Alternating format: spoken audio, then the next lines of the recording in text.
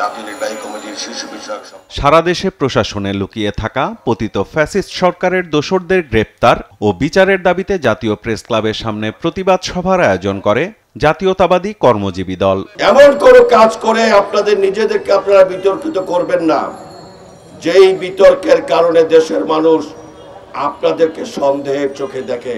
হাসিনাকে যারা ক্ষমতায় টিকিয়ে রেখেছে, এখনো হাসিনার সঙ্গে ভারতে যারা যোগাযোগ রাখে, তাদের ক্ষমতার থেকে সরাতে হবে।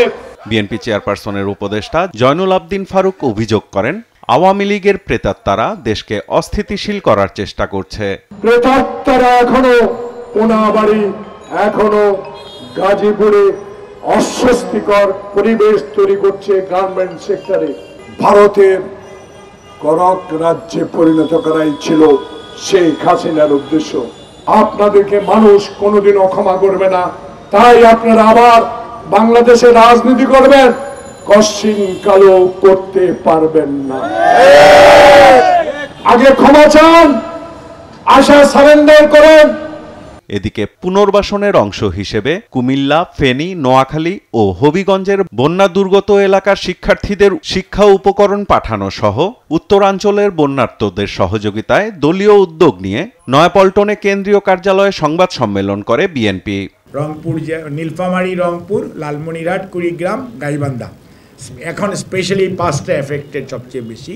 বিএনপি নেতৃবৃন্দের সরাসরি তত্ত্বাবধানে সেই অঞ্চলে ত্রাণ কার্যক্রম চলছে এবং সেটির মধ্যেও কেন্দ্রীয় ত্রাণ তহবিল থেকে তাদেরকে অর্থ যোগান দেওয়া হচ্ছে।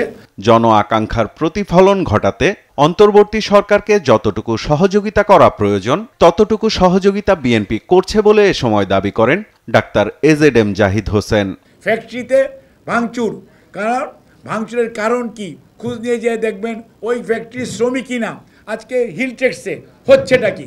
হিলটেক্সে হচ্ছে বাংলাদেশকে অস্থিতিশীল করার একটা পরিকল্পনা।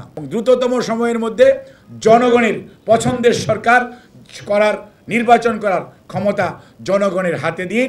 আর যারা এখনো বসে আছেন সরকারের বিভিন্ন পোস্ট পজিশনে, কমিশনের মধ্যে বসে বসে এখনো চুপচাপ আগের সরকারের ষড়যন্ত্র বাস্তবায়ন করার চেষ্টা করছেন, তাদেরকে বলবো সময় থাকতে নেমে যান, পদত্যাগ করুন, তা নাহলে জনরোষ থেকে কেউ রেহাই পাবেন না। স্বৈরাচারের শাসনামল ও 111-এর সময় বিরোধী দলের নেতাকর্মীদের বিরুদ্ধে দায়ের করা সব মামলা প্রত্যাহারেরও দাবি জানান বিএনপির স্থায়ী কমিটির এই সদস্য।